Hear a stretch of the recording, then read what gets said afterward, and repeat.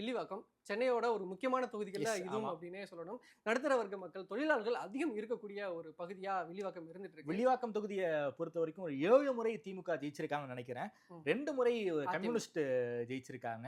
Okay. So communist ஒரு whole அது கடந்த காலங்கள்ல கம்யூனிஸ்ட் ரொம்ப ஸ்ட்ராங்கா இருக்கும்போது கம்யூனிஸ்ட் ஜெயிச்சிருக்காங்க. அதிமுகவும் 2 முறை அதிமுகவும் ஜெயிச்சிருக்காங்க. ஜெயிச்சிருக்காங்க. அதுக்கப்புறம் எனக்கு நினைவு தெரிஞ்சு இந்த 96ல வந்து தமிழ் தமாகா ஒரு தடவ தமிழ் தமிழ் மாநில மாநில காங்கிரஸ். காங்கிரஸ் ஒரு தடவ ஜெயிச்சிருக்காங்க.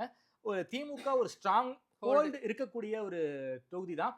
வாக்காளர்கள் அப்படின்னு சொல்லி பார்த்தோம்னா, ஆண் வாக்காளர்கள் 99,607, பெண் வாக்காளர்கள் 1,07,607.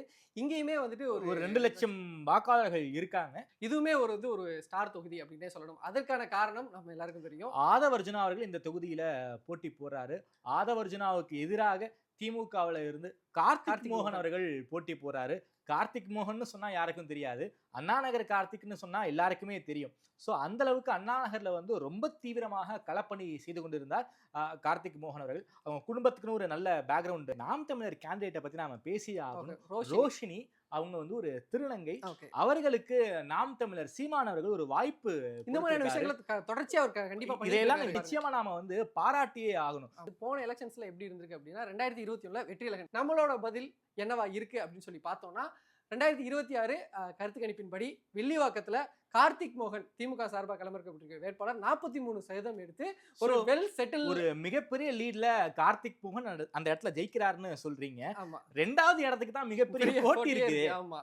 ஏன்னா ஆதவர்ஜுனா 26%, விஜயகுமார் 22% அதிமுக சார்பில் எடுத்துட்டு இருக்காரு. நம்ம சொல்லும்போது பரவலா பாக்குறப்போ ஆதவர்ஜுனா அப்படின்ற மாதிரியான விஷயங்கள் இருக்கும். ஆனா நம்ம கருத்து கணிப்பு மக்கள்கிட்ட போறப்போ களத்துல வந்து அப்படியெல்லாம் இல்ல. அந்த வேலை அவர் பார்த்த வேலைக்கான இல்ல அண்ணா நகர்ல பார்த்த வேலை வில்லிவாக்கத்துல ரிஃப்ளெக்ட் ஆயிருக்கு. ஒரு பிரச்சாரத்துக்கு போயிட்டு இருக்காரு. நீங்க அண்ணா நகர்ல வந்து பொங்கலுக்கு வந்து அதெல்லாம் பண்ணீங்க.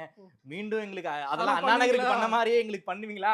நிச்சயம் பண்ணுவேன்னு வந்து அந்த இடத்துல பிராமிஸ் பண்ணிருக்காரு. அப்படின்னா அண்ணா நகர்ல அவர் செய்த வேலை எந்த அளவுக்கு வில்லிவாக்கத்துல ரிஃப்ளெக்ட் ஆயிருக்குங்கிறதுக்கு அந்த ஒரு சான்று மிகப்பெரிய எடுத்துக்காட்டுன்னு நான் சொல்லுவேன். அதுதான் அந்த வெற்றி அவரோட வேலை தான் அந்த ரிசல்ட்டுக்கானது. திமுக ரொம்ப ஸ்ட்ராங் ஹோல்டா இருக்காங்க.